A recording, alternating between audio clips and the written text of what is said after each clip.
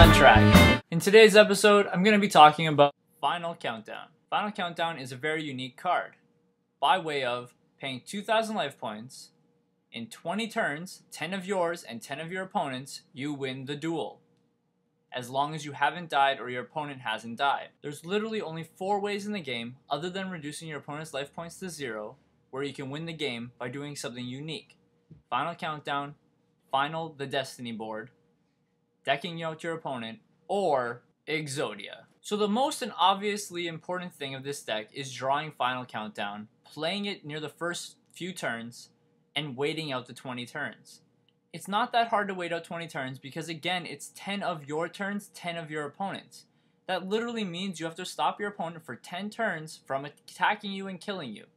It's pretty easy if you honestly build a deck dedicated to doing this.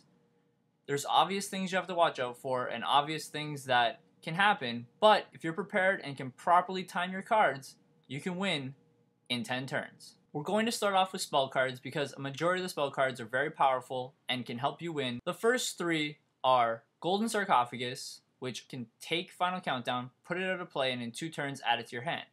If you already have Final Countdown, you can put any other card that's going to help you survive out of play, and in 2 turns you draw it.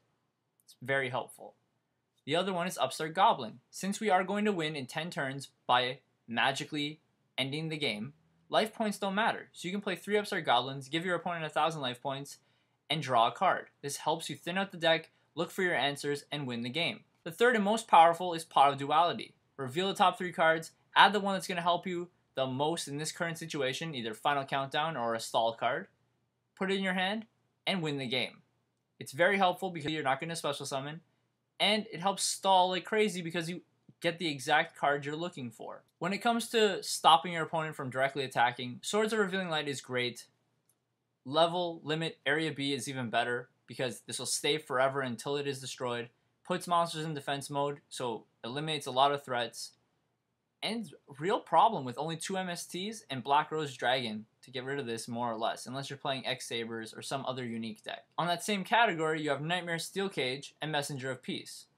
Both stall the opponent, both last a decent long time or longer depending. And even if your opponent gets rid of these, the greatest and main option of this deck is the big 3 trap cards. Threatening Roar, Waboku, and Thunder of Ruler.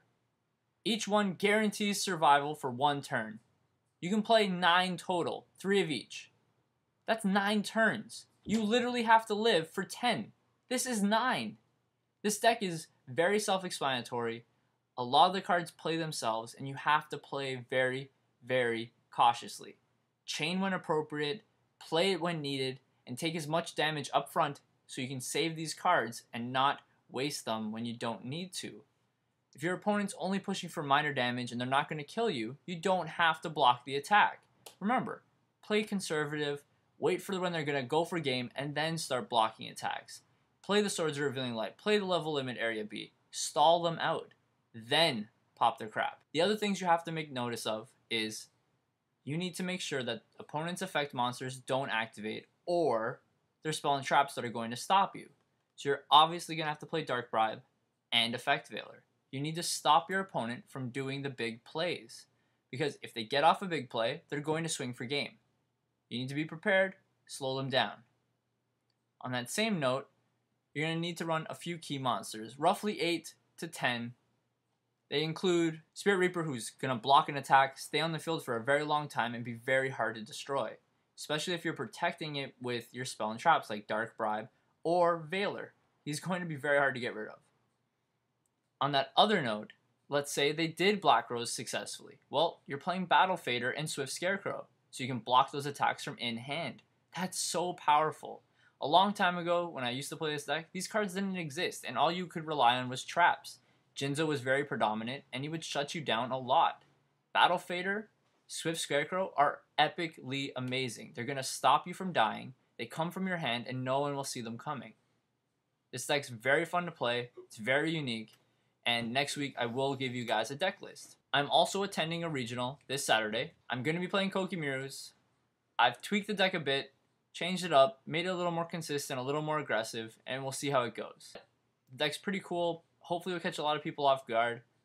And winning wouldn't be bad. In the comment section below, write down whatever deck you've been trying very hard to make competitive that isn't quite there yet.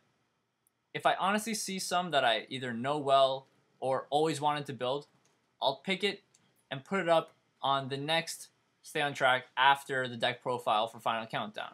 Try to pick things that can be competitive. Again, don't worry about mainstream or not mainstream, because obviously everything's fair game. The game has changed a lot, and I would love to see what you guys want me to do. So leave it below. I'll pick whichever one I feel most comfortable talking about, and we'll see that in 2 weeks. Thanks for watching. Don't forget to stay on track.